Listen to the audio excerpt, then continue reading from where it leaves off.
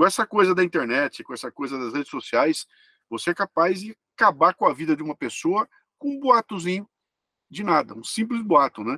Se antigamente isso era causado lá na grande mídia, você tinha lá na imprensa, você ia lá com o caso Escola Base, que foi a televisão que fez. Hoje em dia, cara, uma fofoca colocada em rede social destrói a vida de pessoas.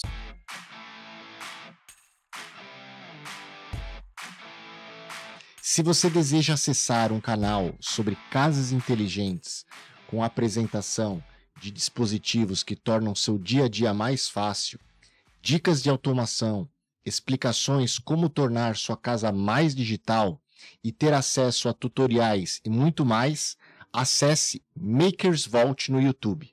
É tudo junto. Makers Vault, o segredo dos fabricantes, o canal para aprender e se desenvolver. Olá pessoal, bem-vindo de volta ao Descomplica TD, o podcast de treinamento e desenvolvimento humano mais completo do Brasil e também dos países de língua portuguesa. Um abraço pessoal de Angola e Moçambique que recentemente aí se inscreveram no canal, nos inscreveram. Um abraço a todos vocês. A gente agradece a cada semana a nossa audiência cada vez mais aumentando. Já são milhares e milhares de views no nosso canal. Vocês que nos acessam para ouvir e ouvindo, refletir e se desenvolver. E vocês sabem que o nosso papel aqui é trazer pessoas com vasta experiência que podem ajudar a colaborar com o nosso desenvolvimento pessoal e profissional, trazendo as suas experiências de vida, o que elas fazem, o que elas não fazem, o que elas leem, o que elas não leem, quem influencia essas pessoas para que elas possam nos influenciar. Então, tudo isso aqui no podcast do Treinamento e Desenvolvimento Humano Descomplica TD, a gente faz com muito carinho para vocês aí já praticamente há um ano, né? Vamos completar um ano agora em agosto. E hoje, né, vamos falar um pouquinho sobre o nível de QI do mundo e das pessoas, né? O mundo ele está ficando mais burro, né? Essa é uma notícia que, apesar de não nos surpreender, né, nos entristece muito.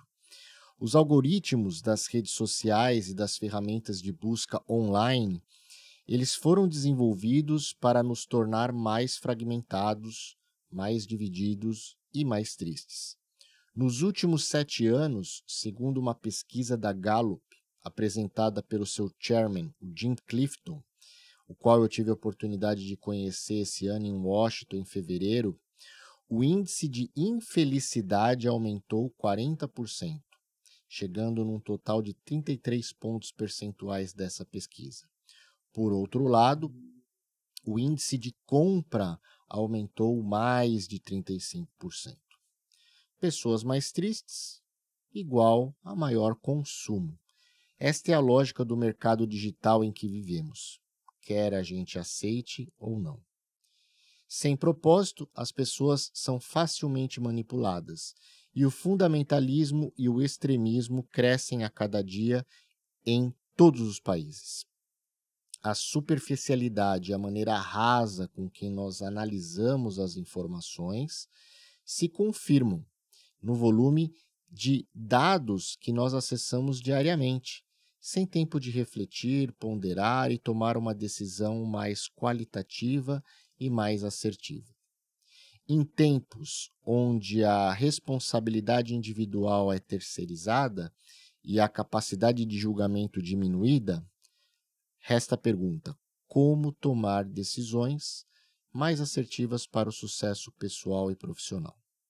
Para responder esta e outras perguntas, nós trazemos no nosso episódio de hoje ele, que é graduado em comunicação pela Universidade Mackenzie, trabalhou na Dana Brasil por 26 anos, tendo ocupado o cargo de diretor corporativo de comunicações, onde teve a oportunidade de adquirir experiências no Brasil, na América do Sul e nos Estados Unidos. Possui especialização em marketing pela FGV e Universidade de Michigan e é autor de 10 livros, entre eles O Meu Everest, Brasileiros Pocotó, Diário de um Líder e, recentemente, acabou de lançar o Verdades e Mentiras, Como se proteger da mídia que faz a sua cabeça. Um cartunista premiado, tornou-se colunista de vários sites, revistas e jornais, além de estar à frente do programa Café Brasil, que vai ao ar em mais de 30 rádios pelo Brasil e que se tornou, em 2006, um dos mais importantes podcasts produzidos no país. Ele é um dos pioneiros do podcast no Brasil desde 2006. Ele faz podcasts, possui mais de 1.800 episódios e, como pessoa, adora viajar, quebrar a sua rotina para refrescar a sua mente e poder refletir sobre o novo mundo. Luciano Pires, bem-vindo ao nosso podcast. É um prazer tê-lo conosco. Bom dia, meu caro. Bom dia aos ouvintes. É um prazer muito grande estar aqui. Aliás, essa introdução sua aí foi fascinante, né? As pessoas estão mais tristes e consumindo mais e com dificuldade de tomar decisões bem acertadas.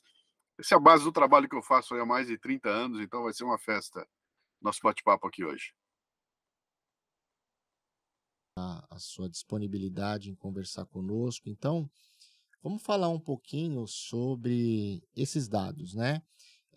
De um mundo mais triste, um mundo mais dividido, um mundo mais consumista, aonde, né, vamos dizer assim, a democracia da informação, né, levou muitas pessoas a falarem o que bem desejam nas redes sociais e muitas vezes tornam-se verdades sem fundamentos científicos, e isso vem trazendo, né, levando a sociedade para uma baixa qualidade no seu discernimento. Então, conta um pouquinho para a gente como que você vê, né, o nosso mercado aí nessas 3 décadas que você vem já acompanhando isso, muito, muito tempo antes da gente falar de mídias sociais, que hoje é o grande boom, né? A vida acaba sendo projetada, né, numa conta de rede social e ali é a felicidade eterna, né? Ninguém é triste, todo mundo coloca isso como padrão, né? Conta para nós um pouquinho aí como é que foi esse histórico, como é que você vê esse histórico aqui no nosso país e no mundo. Eu vou fazer um manifesto que resume todo o trabalho que eu tenho feito. Tá na minha camiseta aqui. Deixa eu levantar para você ver direitinho. Ó, o que está escrito aqui, ó. Hã? Isso. Qual é o grande lance? Você deu um diagnóstico interessante aí, essa coisa do crescimento das mídias sociais, deu plataforma e deu voz para todo mundo falar a bobagem que quiser, né? Então, antigamente a gente tinha um problema sério, que era se alimentar de informações pelas mãos de 3 ou 4 emissoras de rádio, televisão, e era tudo muito bem dirigido, muito bem focado, você não tinha muito onde buscar, né? Ou era aquilo ou não tinha o que encontrar de informação no mercado. Então, estava muito bem dirigido, o que era um problema. A pessoa negava da gente muita informação, alguém decidia o que a gente ia acessar e pela não apresentação de muitos dados aí, eles definiam qual é a pauta que ia ser discutida no país e tudo mais, o que é um grande problema. Quando chegam as redes sociais, elas derrubam essa barreira, né? E de repente você tem acesso a toda a informação do toque do seu dedo, né? Você pode nesse momento aqui clicar aí, entrar na biblioteca do Congresso Russo e ler no original uma obra do Dostoiévski lá. Então, está na mão da gente, e junto com essa riqueza toda de informação, veio também todo o lixo possível de ser produzido pela mente humana, né? O que joga no colo da gente uma responsabilidade gigantesca que nós não assumimos ainda. Então, para mim, nós estamos numa espécie de uma adolescência dessa revolução da comunicação, onde a gente está se lambuzando, porque a gente não aprendeu ainda qual é a ética que nós vamos usar, como é que nós vamos fazer para trazer para o nosso colo o grande desafio de hoje em dia, que é filtrar qual é o tipo de informação que você vai receber. Quer dizer, o que sai da tua boca é aquilo que entra pelos teus olhos e ouvidos, né? Se você não filtrar e jogar porcaria pelos olhos e ouvidos, da tua boca vai sair porcaria. Então nós estamos num ciclo gigantesco de gente absorvendo porcaria, absorvendo um entretenimento do mais baixo nível e sendo incapaz até mesmo de colocar em palavras aquilo que está vendo, né? Não consegue nem expressar as suas angústias, porque não tem repertório para isso, né? E isso está na mão de milhões de pessoas, quer dizer, um bombardeio diário. Eu tenho brigado, então, para ajudar as pessoas a refinar aqui, ó, capacidade de julgamento, tomada de decisão, ampliar o repertório para poder exercer essa coisa do filtro, porque nunca foi tão difícil acessar informação como é hoje em dia. Quer dizer, chegar até ela está muito fácil, ficou muito fácil. Agora, selecionar aquilo que importa, entender o que estão passando por você, fugir das armadilhas, transformou o ato de consumir informação numa coisa muito difícil, né? De ver que, assim, né? Eu lembro 2006, né? Eu estava finalizando ali o meu mestrado, né? E aí a gente, na hora da dissertação, a gente procurava, né, os famosos periódicos, né, que na USP ali se dizia os artigos, né, e eles vinham em papel, né, então parecia um ritual ali, você esperava a cada mês chegar na biblioteca, aquele bloco de artigos para você poder reservar ele, para você poder ler e aí anotar, né? Porque nem os laptops, né? A gente tinha com tanta facilidade, né? Muito menos fotos. Hoje, com o smartphone, a gente escaneia em PDF vários documentos. Naquela época não tinha, então você tinha que ler mesmo, parar, ler, ficar na biblioteca, anotar no caderno as passagens que você gostaria de usar na sua dissertação. Então, uma dificuldade tremenda. E hoje em dia, devo começar agora um novo mestrado, agora no segundo semestre, mas na área da teologia, né, que eu me formei no ano passado também. E hoje eu já vejo, né, no site, tem sites de periódicos do mundo inteiro, onde muitas vezes de graça e às vezes por um valor pequeno em dólar, que você consegue ter acesso a escritores de todos os países. Então, realmente, o que era para ser uma facilidade, né, uma benéfice, vamos dizer assim, acabou se tornando um campo sem limites, né? Então as pessoas falam e os jovens, principalmente, né? Os jovens que veem os influencers, né? Essa é uma função aí que eu acho muito, né, bizarro, né? Acho que a palavra é essa.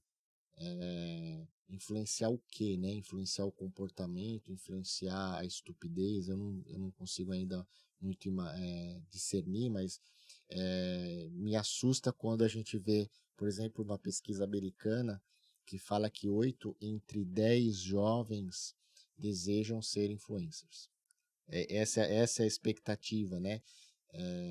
Porque eles acham que essas pessoas vivem no mundo da Disney, né? Onde tudo é festa, melhores comidas, melhores bebidas, melhores roupas, melhores lugares, e acabam assumindo o que se fala, né, de uma forma verdadeira, como se aquilo fosse inquestionável, né? E a gente vê com esse movimento também uma tendência um pouco maliciosa, porque no fundo, né, a gente queira, quer não, nós estamos impregnados num mundo capitalista, né? E nada contra o capitalismo. O capitalismo é um sistema econômico muito digno, vamos dizer assim, aonde você recebe por aquilo que você produz e perfeito. Acho que tem que ser assim, a meritocracia.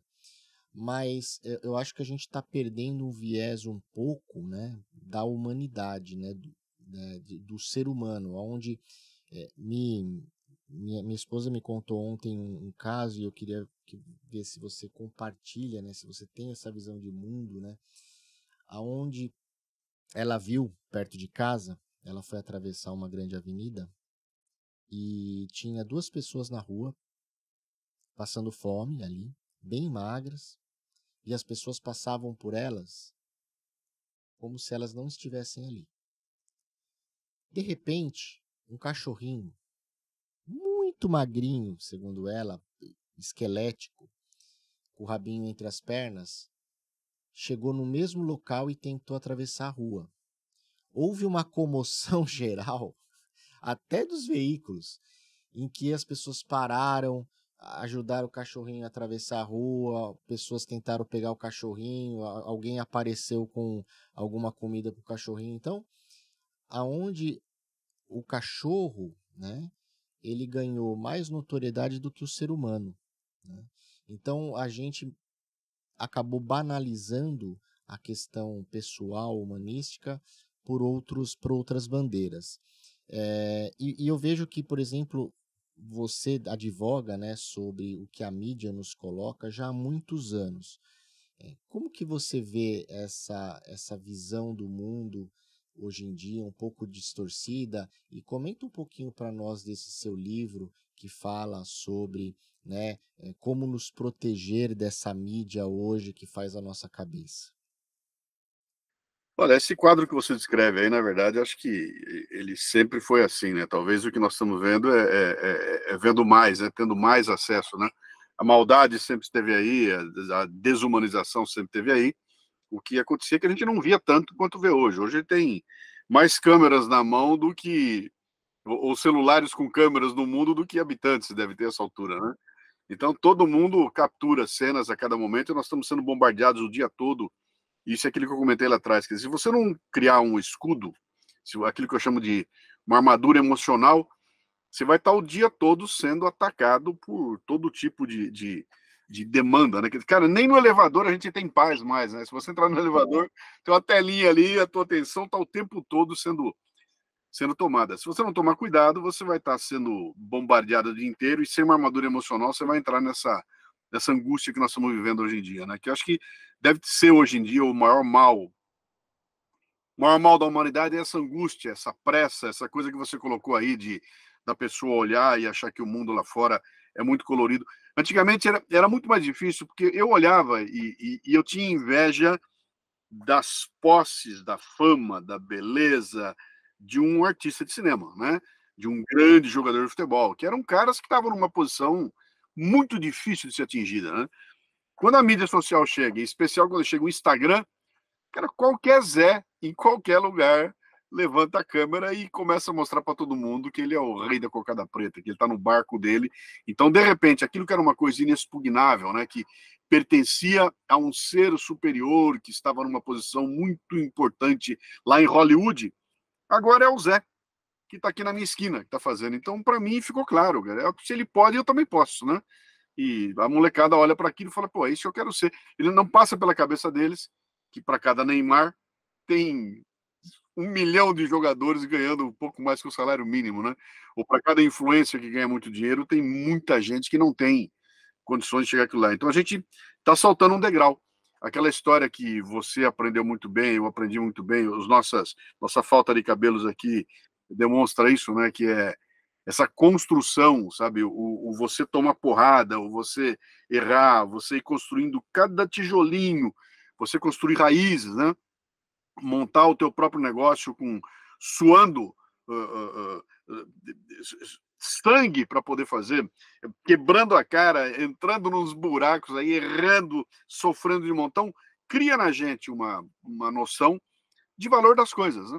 Quando você não tem esse esforço todo, cara, nada tem mais valor. Então, essa história que você contou aí do cachorrinho e do cara ali, isso se manifesta até na legislação, cara. Se você matar uma tartaruga, quebrar um ovo de tartaruga, a pena que você vai tomar é muito maior do que se você provocar um aborto, entendeu? Se você matar um bebê, você vai ter uma pena menor do que se você destruir um ovo de tartaruga, né? Então, a sociedade começa a enlouquecer.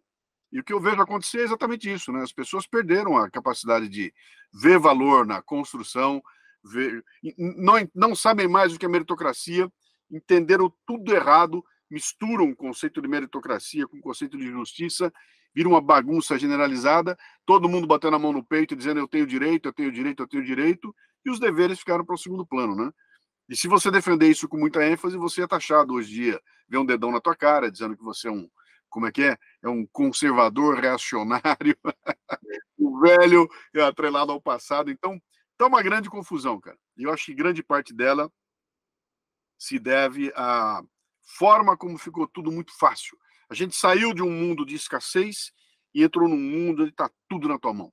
É tudo muito fácil de você ver, muito fácil de você chegar lá, é muito fácil distribuir teu trabalho.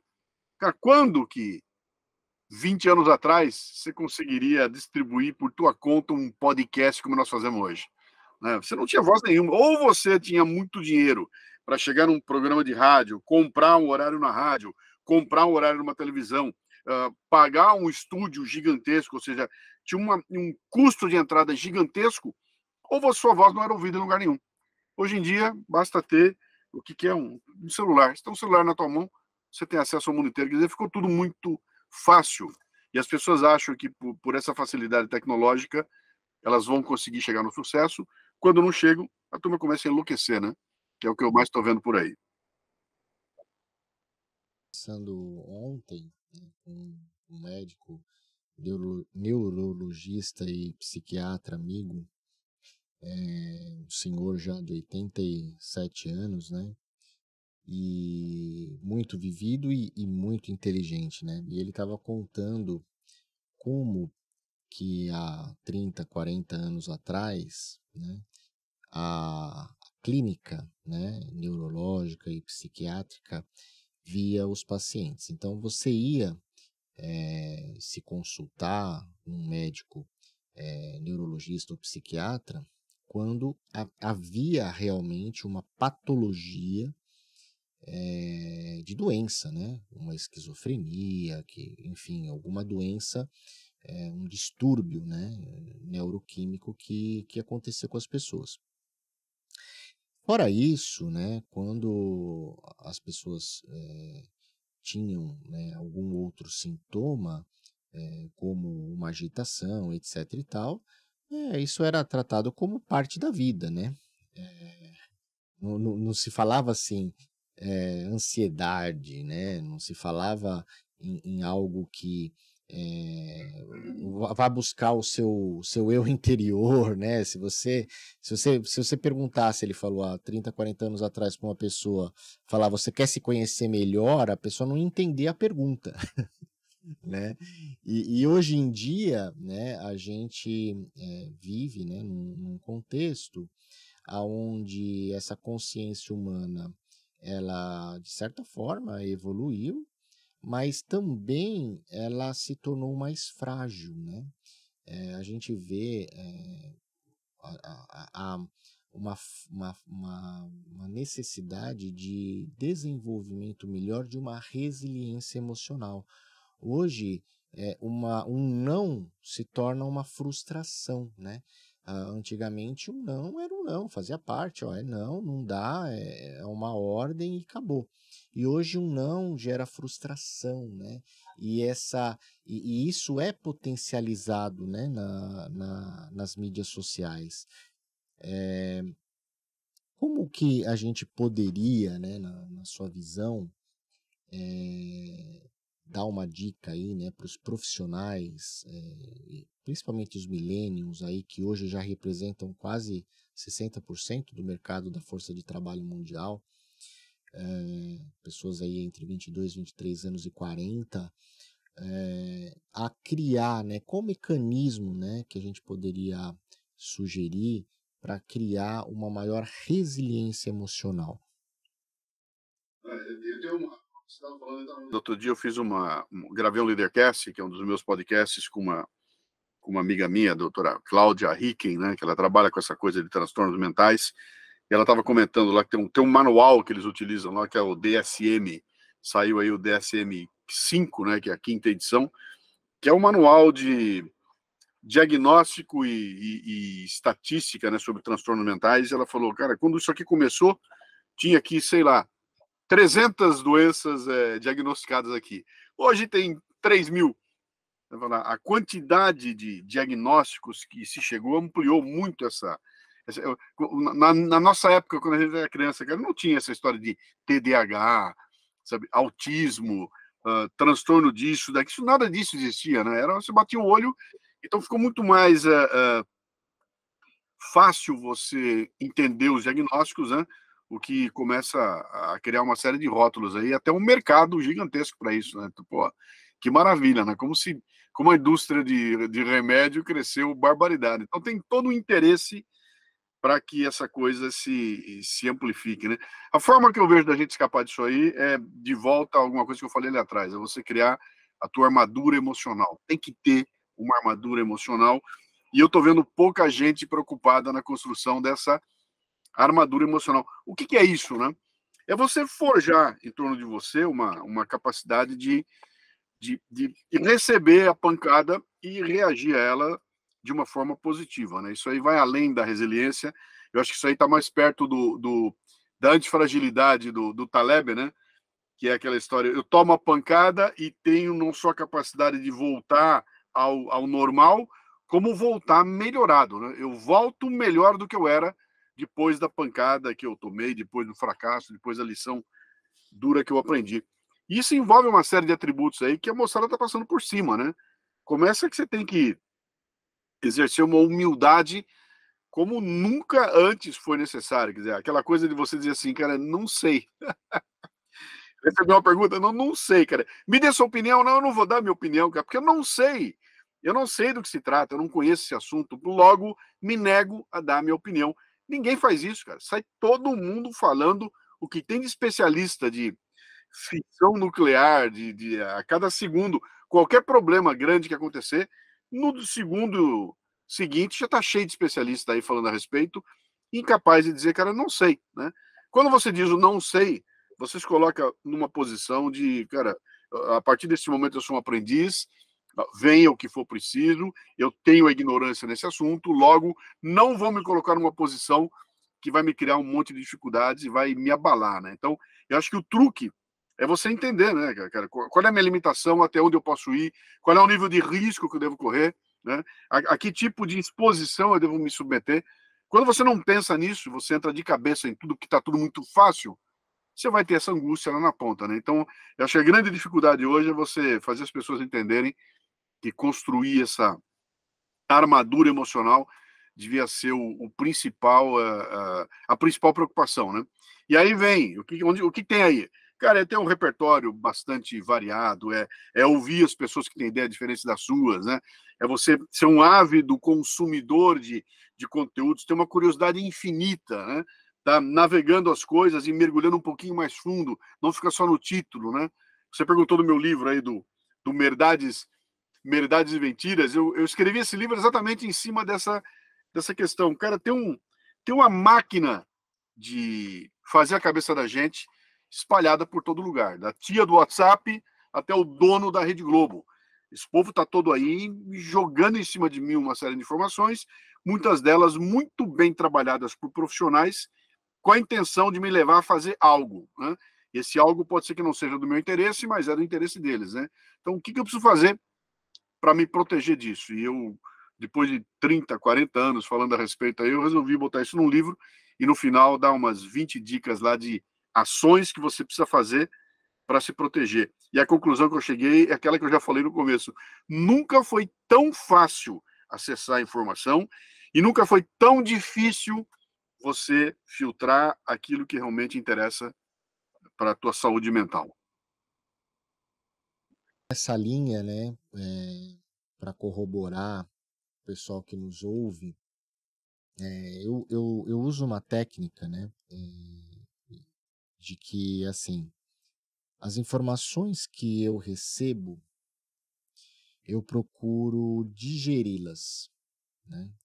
Então, quando, por exemplo, as pessoas me colocam em grupos, né, de WhatsApp, por exemplo, e grupo de WhatsApp é uma coisa muito engraçada, né? Porque até por isso eu tenho poucos grupos, mas assim, o pessoal vai escrevendo e você percebe que ele lê para responder, né? Ele não lê para entender o que o outro falou, né? Então, normalmente, uma conversa, né, entre aspas, que começa ali no WhatsApp, você não tem começo, meio e fim, né? Você não consegue entender uma lógica. Se você lê com calma o que as pessoas do grupo vai interagindo, você percebe que ali não é uma conversa. Ali são diversos pontos de vista totalmente contrários um ao outro, e você não consegue chegar ali num enredo, num começo, meio e fim. Então, eu, por exemplo, eu desligo, né, tenho desligado, né, no meu celular já há um bom tempo, todas as notificações, tá? Então, essa é uma forma que eu encontrei para blindar o meu emocional. Porque se você deixa as notificações, naturalmente você é instigado, e esse é um dos mecanismos de gatilho aí, né, das tecnologias para te manter conectado, né, para que você seja o produto, né, toda hora querendo saber o que está acontecendo, quem escreveu, quem não escreveu, e aí você já vê, você tem aquela ansiedade de responder. Então, quem me conhece no meu círculo pessoal ou profissional sabe que as minhas notificações, elas estão desligadas, né? E quando eu recebo alguma mensagem, seja ela do canal que for, eu paro, eu leio, eu reflito, e aí sim eu me posiciono, né? Isso me traz, pelo menos para mim funciona muito bem, uma tranquilidade mental, né? Porque eu consigo, né, digerir, né, a informação, né? E não simplesmente ler, tirar já uma, uma conclusão, né? E sabe quando isso me despertou? Há uns 6 anos atrás, por aí, eu acho, eu era um dos que tinha todas as notificações, porque eu queria estar antenado, e recebia as informações e mandava. Recebia, achava que era importante e mandava. E teve uma vez que eu estava fazendo fisioterapia, eu lembro até agora, eu estava fazendo fisioterapia no meu joelho, tinha acabado de operar um ligamento que eu rompi, e estava lá deitado na maca fazendo fisioterapia, e eu recebi, né, um texto comovente de uma pessoa que estava passando muita necessidade, com uma doença extremamente séria, e estavam pedindo um dinheiro, né, uma transferência bancária para aquela pessoa. E, coincidentemente ou não, diziam que aquela pessoa estava numa UBS, né, lá na cidade que eu moro, em São Caetano do Sul, e deu o nome da UBS e tudo mais, e eu conheço, porque estava perto de casa ali, né? E aí eu peguei e liguei para essa UBS, né? E falei, olha, eu recebi aqui uma mensagem assim, assim, assado, de uma pessoa que está internada, tal. Aí a pessoa me falou, né? Falou, olha, você já não é a primeira pessoa que liga querendo ajudar, essa é uma informação falsa, né? Nunca essa pessoa foi internada aqui, a gente não conhece essa pessoa. Então, naquele dia, eu não vou me recordar agora quantos anos atrás foi isso, mas eu tomei uma resolução. Eu falei assim, eu tô me imbecilizando, né? E ali eu parei, né? E comecei a confirmar as coisas, né? Que eu acho que também isso é uma segunda dica, né? Você, ao receber uma informação, que você vá e confirme, não acredite, né? Porque quantas vezes a gente já não ouviu, principalmente aí dos aficionados pelo WhatsApp, falou, não, é verdade, eu li lá no WhatsApp, né? E você não vai atrás desses dados, né? Você não vai atrás da realidade. Isso é que eu comentei quando eu falei que ficou mais difícil de você consumir informação, né? Você tem que ter realmente esses cuidados. Eu lancei algumas regras no livro ali que eu dou como dicas, né? Uma delas eu chamei da regra das 48 horas. Quer dizer, estourou uma bomba, tem um escândalo gigantesco, uma notícia muito chama muita atenção. Primeiro passo, espera 48 horas, né? Dê tempo da coisa, a poeira baixar, do outro lado aparecer, de você ouvir a outra pessoa, saber o que está acontecendo, antes de dar sua opinião. Eu faço isso direto, cara. Aconteceu uma coisa, o pessoal vem, e aí, o que você tem a dizer a respeito? Eu falei, estou esperando, estou fazendo a minha... Estou aguardando um pouquinho aqui, porque vai aparecer a complementação ou outro lado. Né? Hoje de manhã apareceu aqui uma notícia que aquele ator lá, o Kevin Spacey, né? E ele estava fazendo sucesso com aquele House of Cards, que estava maravilha. De repente, ele recebe acusações ali de assédio sexual, a vida dele vira um inferno, o cara é cancelado, os negros chegam a tirar ele de um filme, trocar o ator, filmar de novo, e a vida dele cai numa desgraça tremenda, acabaram com a vida do cara. Ontem ele foi inocentado pela justiça em todas as acusações que ele tinha recebido, né? E aí, o que acontece? Já foi, já era. A vida do cara acabou. Vai voltar o que era? Não vai voltar o que era, né? Mas, então, se você tomar cuidado, você vai sair julgando e tacando pedra sem saber direito o que está acontecendo. A experiência que nós tivemos nos 4 anos de Bolsonaro é impressionante, né, cara? Era todo dia um escândalo novo e você passava uma semana, o escândalo era esquecido porque não tinha consistência nenhuma ali, né? Esse é um primeiro ponto. O outro ponto importante é você dar valor às áreas de comentários, sabe? Então eu boto na minha cabeça, o tempo que eu gasto hoje assistindo um vídeo no YouTube, eu gasto na área de comentários. Deixa eu olhar ali embaixo, né? E no meio do monte de porcaria de comentários, sempre tem 2 ou 3 que trazem um outro ângulo importante, uma outra informação, porque, pera, esse cara falou uma coisa lá, eu estava lá, não é bem assim, eu conheço fulano.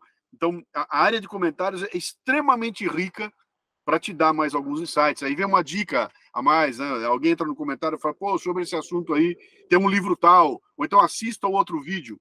Quer dizer, é mais tempo.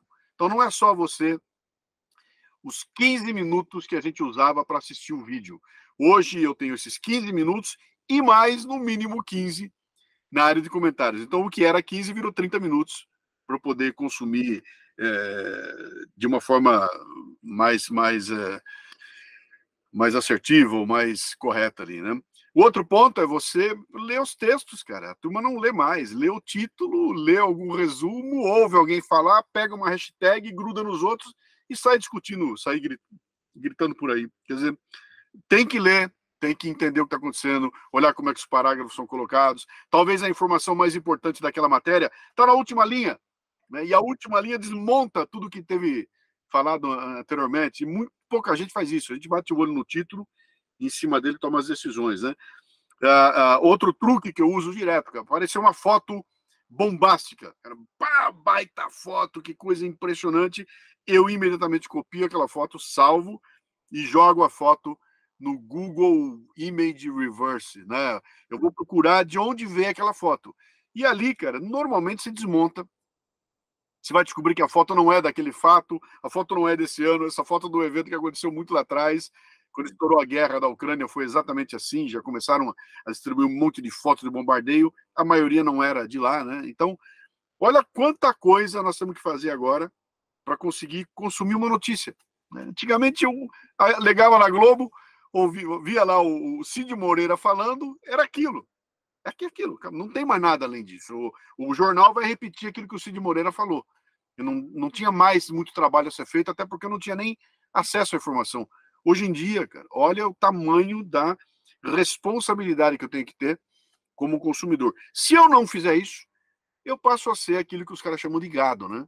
Eu sou só mais um dos que é tocado para todo lado e vou estar tomando decisões de acordo com o que as pessoas querem e não de acordo com aquilo que pode ser melhor para mim. Você falou das 48 horas, eu acho bem interessante, né? Eu não tinha um número, né?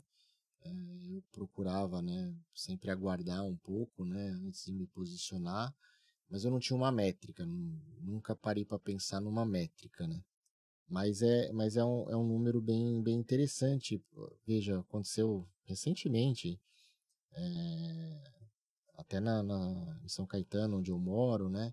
Houve um fato ali de uma moça que foi agredida, né, por um homem, E o que foi se veiculado ali é que ela estava com o pneu furado e discutiu com o homem que estava passando ali na rua, e o homem acabou agredindo ela e chegou a fraturar o nariz, etc e tal. Então, ali se criou um cenário, né, de inquisição ali, né? Nada justifica uma agressão, mas enfim, um cenário de inquisição com um ponto de vista. E eu não falei nada, não comentei nada, né? A cidade parece grande, mas é pequena ali, todo mundo se comenta. E se passaram, acho que 2 dias desse incidente. Hoje pela manhã, antes de vir gravar, eu estava com um rapaz ali que tem né, acesso a algumas informações policiais. E quando a moça entrou no hospital, aparentemente ela estava embriagada, né? Ela estava até com algumas drogas e, na verdade, ali o que aconteceu foi que ela fez uma curva na rua e quase atropelou a pessoa, de tão alcoolizada que ela estava, e bateu na guia, e aí que furou o pneu. E aí o cara xingou ela, e ela foi para cima, saiu do carro. Então, houve um corte ali na informação. Mas também estou aguardando, né? Eu percebi que o assunto deu uma esfriada, eu acho que as pessoas vão, né, se inteirando dos fatos e vai vendo, né, o que antes poderia ser algo mais doloso, tendencioso, já não é tanto assim. Então, acho que essa é uma dica importante, né? Não se pronunciar na emoção, né?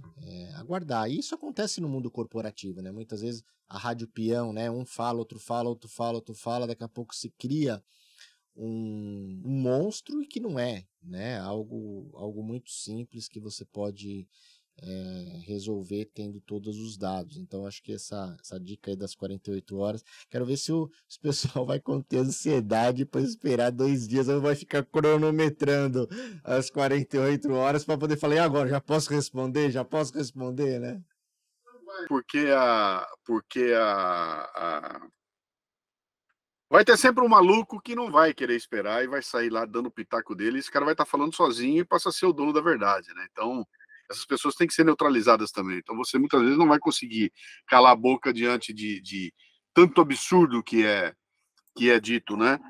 Ah, o que acontece hoje em dia, cara, é que esse exemplo que você deu da moça aí, né, que é um exemplo pequenininho ali na tua região. E o cara olha e fala, pô, mas que bobagem, isso é uma bobagem. Cara, essa coisa se multiplica de uma forma tão brutal, porque você consegue, a partir de um fragmento de informação, trabalhá-lo, levar para a rede social, criar na rede social uma celeuma, uma gritaria. Essa gritaria vai parar na mão de um tuiteiro, esse tuiteiro publica aquilo vai parar na mão do jornalista, o jornalista publica uma matéria, algum senador maluco pega aquela matéria, vai no Ministério Público, a partir daquela matéria abre uma investigação, acabou, cara. Se você acabou de criar um fato, olha como essa coisa escala, né? Você acabou de criar um fato que pode determinar, no fim das contas, uma lei que vai fazer com que você pague mais caro por matar um filhote de tartaruga do que um bebê. O que é isso aí, né? Há uma construção, tem grupos de pressão que usam exatamente esse tipo de coisa para causar mudanças na sociedade, né? Então você fala que isso não tem importância, é uma minoria. Cara, são as minorias que conduzem a sociedade. A história mostra, né? Sempre foi assim. Tem até um vídeo maravilhoso aí de tem um debate, está tendo um debate lá, e uma moça com a, com a roupa da Palestina, ela vai e faz uma pergunta lá e fala que, pô, vocês tratam a gente como terrorista, mas é uma minoria que é terrorista. E a mulher que responde fala, cara, a maioria dos alemães não era nazista, foi uma minoria nazista, né?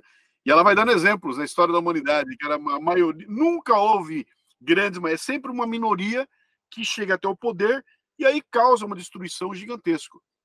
Então, a gente não pode olhar para essas coisinhas como tudo não tem importância. Cara, com essa coisa da internet, com essa coisa das redes sociais, você é capaz de acabar com a vida de uma pessoa com um boatozinho de nada, um simples boato, né? Se antigamente isso era causado lá na grande mídia, você tinha lá na imprensa, você ia lá com aquele o caso Escola Base, que foi a televisão que fez. Hoje em dia, cara, uma fofoca colocada em rede social destrói a vida de pessoas e não tem volta, né? Então tem uma responsabilidade que eu acho que a base da conversa que nós estamos tendo aqui é exatamente essa coisa da consciência da tua responsabilidade, como o transmissor de informação, como o cara que recebe informação, o que eu vou fazer com a informação que eu recebi, como é que eu vou filtrá-la e trabalhá-la para devolver para o mundo uma informação melhor. Né? E não ser o que eu chamei de espalhador de verdades. Né? Eu recebo aquela informação torta, repasso aquilo sem ter nenhum compromisso e acabo causando problemas seríssimos aí na sociedade. Né? Então, responsabilidade é o nome do jogo. E dentro das suas andanças e palestras e consultorias, eu acho que um ponto crucial para que isso ocorra, né?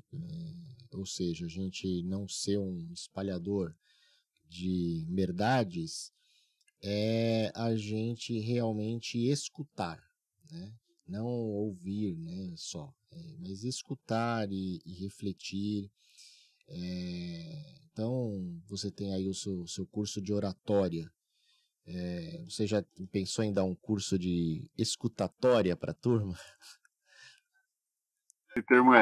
Esse termo é interessante. Esse termo aí, a primeira vez que eu ouvi falando esse termo foi no artigo do Rubem Alves, muitos anos atrás, né? Que ele falava exatamente isso. Falava, cara, a gente é treinado a falar, mas não é treinado a ouvir.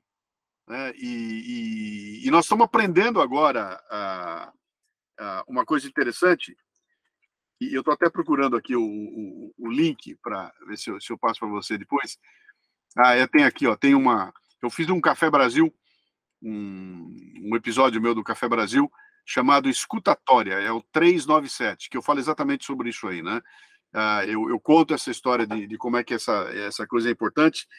E agora está acontecendo uma coisa maravilhosa, né? Que é a chegada da inteligência artificial, e você pega o exemplo mais palpável dela, que é o Chat GPT, que passou a fazer parte da vida da gente, né? Onde o que interessa no Chat GPT, mais do que a resposta que ele te dá, é a capacidade de fazer uma pergunta bem colocada ali, né? Quer dizer, perguntar passou a ser mais importante do que responder, né? E que tem tudo a ver com isso que nós estamos falando aqui agora. Quer dizer, a gente tá tão. Eu estou conversando com você, eu não estou nem ouvindo você, eu estou preocupado com a resposta que eu vou dar. Você já ouviu a primeira coisa, eu já estou aqui maquinando a minha resposta, não te escuto mais, perdi a tua argumentação, entendeu? Já estou focado na resposta quando eu devia estar focado em te ouvir. Deixa eu ouvir a, a complexidade da pergunta que ele me fez, deixa eu ver quais são os caminhos de entrada nessa pergunta, deixa eu ver o que tem de riqueza ali, para então eu processar uma resposta. Antigamente, isso acontecia, né? A gente tinha tempo, né, de processar a resposta. Hoje não, cara. Hoje você ouve um fragmento. Aliás, tem palavras que derrubam o disjuntor, né? Eu vou dar um exemplo mais acabado, cara. Se você estiver falando uma frase e no começo da frase tiver um termo, por exemplo, Bolsonaro, acabou, cara. Você falou essa palavra, cai o disjuntor da pessoa e tudo que vier na frente ela não escuta mais, né? Então tem palavras que são assim, elas têm esse poder, né? Eu usei o Bolsonaro porque é o que está mais evidente aí, mas tem palavras que têm esse poder e você para de escutar, aquilo tampa a cabeça da pessoa, ela não escuta mais argumento nenhum e o que você tem na sequência não é mais diálogo. Aí você tem um MMA intelectual, que eu costumo dizer, né? Vamos dar porrada um no outro para ver quem ganha a guerra. E no final das contas, sai todo mundo machucado e ninguém ganha ali, né? Então, essa coisa de você saber escutar é fundamental e a inteligência artificial vai provar para a gente como isso é importante. Você tocou num ponto bem importante, né? Existem algumas palavras gatilhos, né? Que ficaram aí estigmatizadas, né? Por N fatores. Mas eu estava terça-feira, almoçando e eu estava conversando sobre um retiro que eu faço todo ano, é um retiro espiritual jesuíta. e eu faço todo ano, tiro 10 dias para fazer uma reflexão, uma validação de vida, enfim. E ali, né, uma das coisas que a gente vira e mexe, né, traz à tona, porque é um retiro de silêncio, né, então você tem todo o tempo do mundo para se ouvir, é a questão de você trazer uma sociedade mais inclusiva, né, mais fraterna, mais inclusiva, menos violenta. Eu estava conversando terça-feira no almoço e eu usei essa palavra inclusiva, já fui taxado de comunista. Acabou ali o pessoal, ih, já está virando comunista, né? Não, porque você quer conversar e tentar abrir a mente das pessoas que, veja, vivemos numa sociedade em que necessita ajustes. As pessoas são pessoas, precisam de ajuda, né? Lógico que você não vai carregar a cruz dos outros, mas enfim, você tem que trabalhar como uma pessoa mais preparada, que teve oportunidades para reverter algo de benéfico para as pessoas, para a sociedade. E quando você tem essa palavra inclusão, né, ixi, aí pronto, né, você já é comunista, né, enfim. Então, assim, também a discussão acaba. Então, hoje, por quê? As pessoas, elas estão em feudos, né, de pensamentos, né? Então hoje e isso é também uma das lógicas perversas aí da internet, das redes sociais, ela dividir, né? Ela dividir em nós e eles. Então, à medida que você vai curtindo certas ideologias, enfim, religiões, pensamentos, ela vai te direcionando só para pessoas afins, né? E não para pessoas diferentes, para exatamente ter esse contraponto, você falar o seu ponto de vista, eu ouvir e colocar o meu. E se a gente fizesse isso, com certeza a gente ia evoluir muito mais como sociedade. O ex-presidente norte-americano Bill Clinton, em junho eu tive a oportunidade de estar numa palestra com ele, né? E ele comentou, né, de um estudo, né? Ele foi um dos presidentes. Aí já, né, a gente fala Bill Clinton, lembra da Mônica Lewinsky, né? É outra palavra também estigmatizada, mas vamos deixar de lado essa história da estagiária. Mas, assim, ele foi um dos presidentes americanos que mais criou projetos de lei, e ele era um dos presidentes dos Estados Unidos que tinha um grupo mais heterogêneo, entre etnias, cores de pele, enfim, ideologias religiosas, políticas. Então, isso mostra que, assim, a diversidade traz ideias boas, traz ideias, né, de avanço, né? Quando você está com pessoas que pensam igual a você, os resultados vão ser sempre iguais àquilo que você pensa. E hoje essa lógica perversa da mídia social te faz isso, né? Te estigmatiza e acaba acontecendo isso que você comentou, determinadas palavras, seja de político, seja de termo social, acaba estigmatizando. Aí realmente cai o disjuntor, a pessoa você está falando, ela já não está mais lá, ela já está buscando contra-argumentos para te criticar, e normalmente a conversa ela vai aumentando o nível emocional ali, as pessoas aí elas acham que para serem ouvidas elas têm que falar mais alto, e aí entra num ciclo que realmente só acaba em briga, né? Tem uma frase na Bíblia que é interessante, que diz o seguinte: seja quente ou seja frio, não seja morno, que se você for morno eu te vomito, né? Isso trazendo para esses dias aqui, o que a rede social tem feito, ela só dá voz e volume para quem é quente e para quem é frio, entendeu? Então são duas extremidades, você tem duas pontas lá. Então você bota uma linha ideológica, você tem aí, eu vou usar isso aqui que é mais fácil de entender, tá? Você tem a extrema direita e tem a extrema esquerda, né? Esses são os dois que gritam. Aí essa turma grita de montão, o holofote está em cima dele, são minorias, mas que tem a voz, tem a gritaria. Tudo que estiver no meio não tem voz, está esquecido, está guardado lá, né?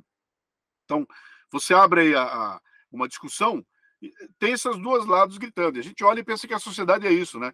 Parece que a sociedade são esses dois pontos, né? O contraponto é o Brasil polarizado, dividido no meio, metade para cada lado. Não é, cara. Não. A sociedade são milhões de pessoas que têm um pensamento que navega de um lado para o outro. A maioria absoluta da população não está nos extremos, né?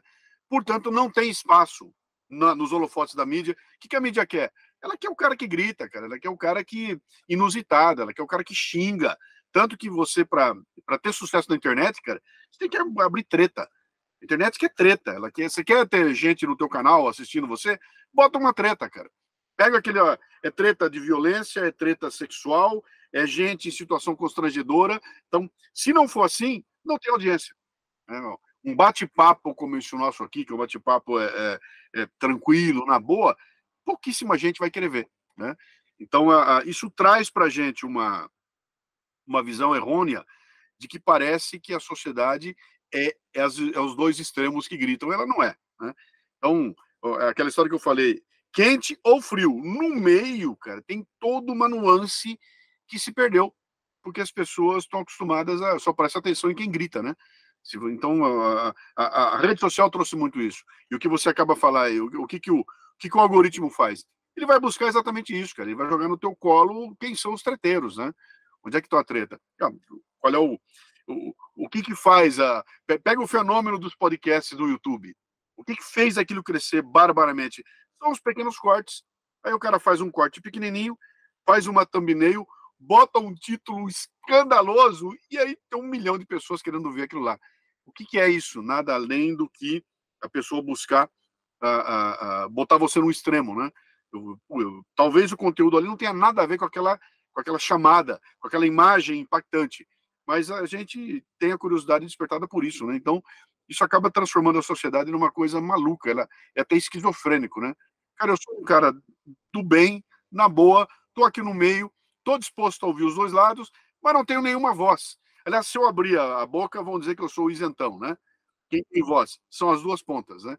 Então, cara, isso aí torna tudo muito mais complicado, mais difícil de você entender. Porque é tudo preto e branco, não tem mais cinza, né?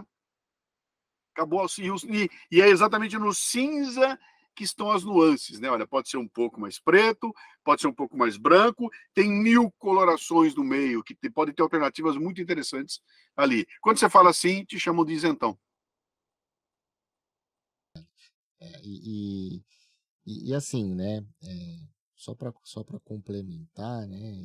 E aí dar um toque teológico aí na nossa conversa, já que você pegou uma palavra bíblica ali.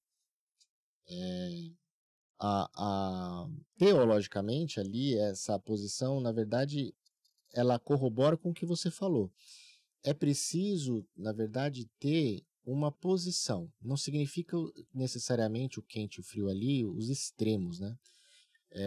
Ali, logicamente, quando você avalia dessa forma, é mais fácil porque você torna mais tangível para as pessoas entenderem o contexto, porque quente e frio são dois extremos. Mas a ideia ali na teologia, da mensagem, é assim, você precisa se posicionar. E nós, como seres, né, do bem, como você falou, que nós não somos nem de um lado nem do outro, extremos, né, tudo que é extremo é ruim, a gente também precisa se posicionar, né? Em determinados momentos a gente vai não se posicionar porque a gente quer coletar mais informações, mas a partir do momento que a gente coleta as informações, a gente tem que se posicionar. E é o trabalho, por exemplo, que você vem fazendo, né? Você está se posicionando, né? Você está sendo uma voz ativa no mercado, alertando já há muitos anos o cuidado que nós temos que ter com as mensagens midiáticas, né? E ter o autodiscernimento. Então você está sendo uma voz ativa, né? Você não está sendo isentão, né? E você não é morno. Na verdade, para muitas pessoas você é até quente, porque você está se posicionando contra todo um sistema, né?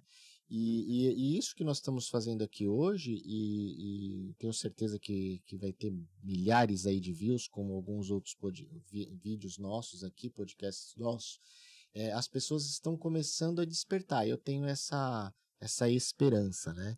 Eu acho que ainda há muitas pessoas do bem, né, no mercado, pessoas que têm um senso crítico, e eu acho que a gente vai fazer uma diferença, né, em algumas pequenas porções da sociedade, mas que vão frutificar e vão continuar sendo aí essa voz da resistência para a gente ir contra esse fluxo, né, de tratar todos nós como gado, né, e sermos manipulados, né? Então, por que não usar também das ferramentas que temos disponível, como podcast, enfim, para também levar essa mensagem, e uma mensagem mais propositiva, né? Sem brigas, sem extremismos, né?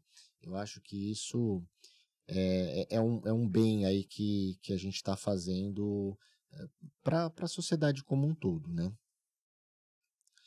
Bom, meu amigo, eu acho que a gente já passamos aí de 1 hora, e normalmente a gente tem muito mais assuntos para falar. Provavelmente eu vou te convidar aí para a gente conversar mais uma vez, próximo. E normalmente, Luciano, a gente termina o nosso podcast com 3 perguntas, tá?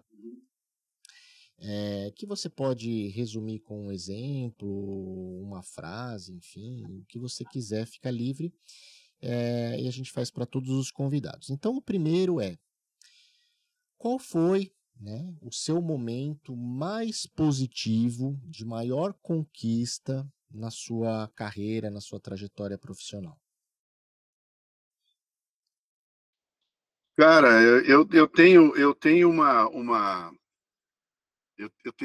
3 ou 4 carreiras, né? Então eu não consigo te dizer assim um momento que seria o de maior conquista, mas eu posso dizer assim, fugindo um pouco da coisa tradicional da carreira profissional, cara. Por exemplo, eu fui para o campo base do Everest lá no Nepal, né?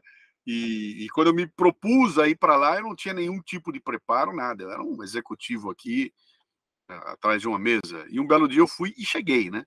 Então, a hora que eu cheguei no campo base ali, que eu estava lá nos pés do Everest, que eu atingi aquela meta, aquilo foi um momento bastante único, né? Que foi aquela história, cara, consegui, né? Olha onde eu cheguei, né? Consegui, eu tô aqui. Aquilo foi um exemplo interessante. E eu teve vários exemplos de conquista profissional aí que a cada momento que passa tem um. Eu não consigo olhar e falar, cara, foi aquele. Acho que não chegou ainda vai ser. Aprendizado. Nossa Senhora, teve tanto aprendizado, cara, teve tanto aprendizado. Para não fugir do momento aqui, né? Inclusive a minha palestra de maior sucesso chama-se O Meu Everest, né? Eu peguei aquela história a minha história do ter um sonho de ir para um lugar inalcançável e se preparar para ir lá e fazer bem feito e voltar e contar para as pessoas, virou uma palestra, que é a minha palestra de maior sucesso, né? E ali tem 1001 momentos em que eu falo dessa coisa do aprendizado. Quer dizer, eu estava numa montanha e você olhar aquela história do subir a montanha e conversar com as pessoas que fazem isso é sensacional, né? Porque tudo aquilo que a gente trata no dia a dia nosso aqui da empresa, né? Assumir riscos, trabalho em equipe, se propor aí um pouco mais longe, comunicação, integração, tudo isso que nós falamos, resiliência, né? Está representado ali em uma semana. Você vê em uma semana isso acontecer na tua frente. E quando acontece com você, aquilo é um aprendizado profundo. E de lá eu trouxe muitos aprendizados, né? Um deles que é fundamental é que, cara, ali na montanha é um passinho de cada vez, cara. E o passo tem o tamanho de um pé. Ele é minúsculo. Ele tem o tamanho de um pé. Só que 9 horas depois, pela repetição desse passinho minúsculo, você chegou lá, né? Então, isso para mim foi uma porrada, cara. Quando eu voltei para cá, eu passei a fazer assim, cara, nada, não, eu não quero pressa para fazer as coisas, que é o que todo mundo tem, né? Calma, vai lá, devagarinho, com consistência, com a repetição, você chega lá. Né? Você com essa disciplina, você vai chegar lá, né? Isso é um aprendizado tremendo lá. Por fim, como que você define hoje o seu propósito de vida e o seu propósito profissional, ou são a mesma coisa? Cara, continua sendo o que me moveu a chegar aqui, né? Eu, depois de 26 anos de trabalho no ambiente profissional, né, no executivo de grande empresa, eu larguei, saí aos 52 anos e mergulhei de cabeça no meu negócio, que é o Café Brasil Editorial, produzindo podcasts, fazendo palestra, livro, lancei meu 10º livro agora, né? E a intenção ali é mexer nas pessoas, fazer a prática daquilo que eu chamo de fitness intelectual, né? Ajudar as pessoas a desenvolver a capacidade de julgamento e tomada de decisão. E para quê, né? É para mudar o mundo? Não, cara, é para mudar a cabeça de meia dúzia de pessoas, né? E dizer o seguinte, cara, o mundo é muito mais colorido do que parece ser. Ele é muito mais cheio de oportunidades do que parece que tem, né? Ele é muito menos dolorido do que parece que dói. Mas para você entender isso aí, você tem que ter uma riqueza de repertório, né? Para você poder olhar para as coisas e falar, cara, deixa eu entender o que está acontecendo. Cara, que baita erro eu cometi. O que eu aprendi com isso? E aí eu fico melhor, né? Cara, qual é o caminho que eu vou seguir? Deixa eu ver qual é o caminho mais espinhoso, eu vou por ele. Porque quando eu chegar no final dele, eu estarei melhor do que na partida, né? Se eu quiser só moleza, eu não vou melhorar em coisa nenhuma, né? Então, essa consciência das pessoas acaba trazendo uma capacidade de você mudar a sociedade, cara.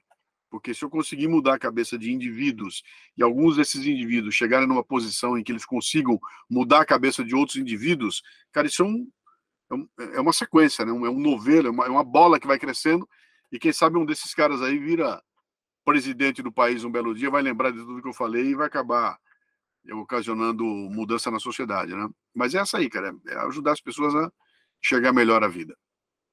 É um excelente propósito, e a gente mudando ou conseguindo, né, influenciar uma pessoa que seja, você já está fazendo toda a diferença no mundo, porque para aquela pessoa é a vida dela, né?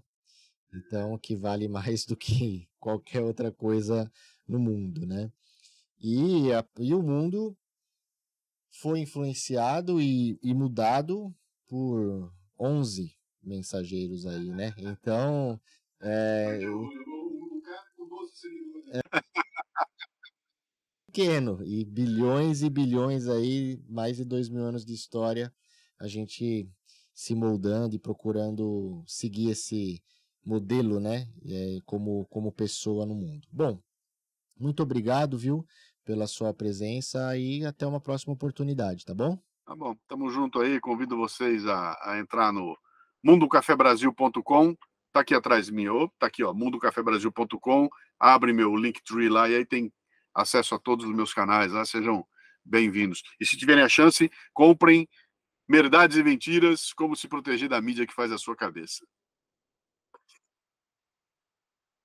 Obrigado a todos por terem ouvido mais uma vez o podcast Descomplica T&D, o canal que colabora na sua evolução pessoal e profissional, e também com o aumento dos níveis de maturidade organizacional em treinamento e desenvolvimento humano. Deixe o seu review, como sempre nós vamos ler, vamos responder. Até o próximo episódio, fiquem com Deus, abraços digitais.